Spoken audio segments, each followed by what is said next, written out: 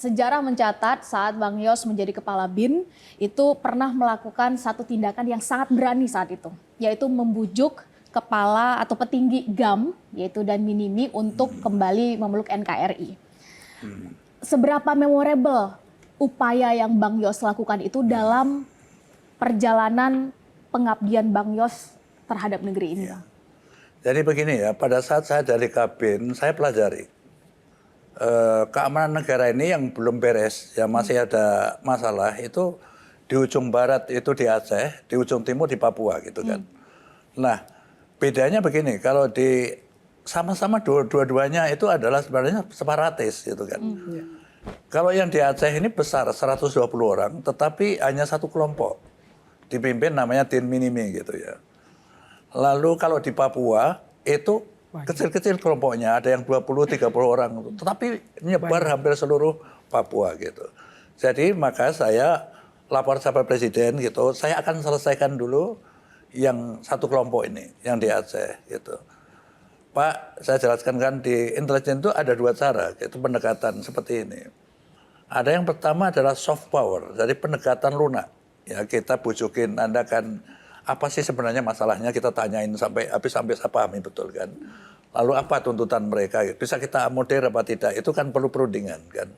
Ini namanya soft power, kita bujukin agar dia sadar, dia kembali gitu. Nah tentu kan ada batasnya, kalau ini nggak bisa baru kita hard power namanya kan. Namanya juga apa namanya pemberontak kan, mau memisahkan NKRI. Lalu saya berusaha untuk komunikasi ini. Bagaimana caranya kan, ini kan most wanted, orangnya mana mungkin bisa dapat teleponnya kan. Jadi selama komunikasi dengan Nurdin ini, Din Minimi ini, bisa siang, dia pagi, bisa malam begini saya telepon gitu kan. Itu dengan teknik eliciting gitu, dari pertanyaan-pertanyaan pancingan. Supaya saya tahu kan, anak ini karakternya seperti apa. Dia gentleman, apa dia pengecut, kondisi psikologisnya seperti apa gitu. Misalnya contoh ya, malam-malam begini saya telepon. Din, kamu lagi apa gitu. Biasa Pak, lagi kongko-kongko dengan anak buah gitu kan. Wah enak ya, udah kenyang tinggal tidur. Kenyang apa Pak, kita ini kelaparan Pak. Udah sulit mencari logistik untuk 120 orang. Nah, itu antara yang saya tahu kondisi dia kekurangan logistik macam itu contoh saja. Banyak yang saya panci-panci begitu kan. Terus sampai akrab dan saya meyakini bahwa anak ini gentleman, anak ini gitu. Karena dia mau saja berunding gitu. Tapi 3 syaratnya. 1, Pak Sutioso jangan diwakilkan. Diwakilkan siapapun saya tidak mau ketemu gitu.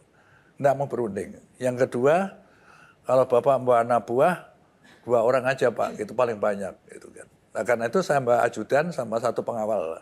Ya, cerita singkatnya akhirnya ditentukan 28 Desember tahun 2015 itu. Dan tempatnya di tempat dia. Yang paling kita khawatir di daerah kayak begitu ya, aku menyamar mau ketemu pemberontak. Itu dikepret sama pasukan sendiri, itu yang paling mengerikan gitu kan. Jadi perjalanan dengan susah payah kayak gitu kan, ajudan saya juga memperingatkan gitu kan sebagai penanggung jawab terhadap nyawa saya kan. Hanya saya pesan saya pada saat kita ketemu kita yang kayak temen aja gitu, hahe aja gitulah gitu. Tapi di samping itu kita juga jangan mati konyol lah ngomong gitu kan. Wayan kamu tahu mati konyol? Siapa? Kita semua mati Pak, ya kita mati mereka nggak ada yang mati itu namanya konyol kita kan gitu.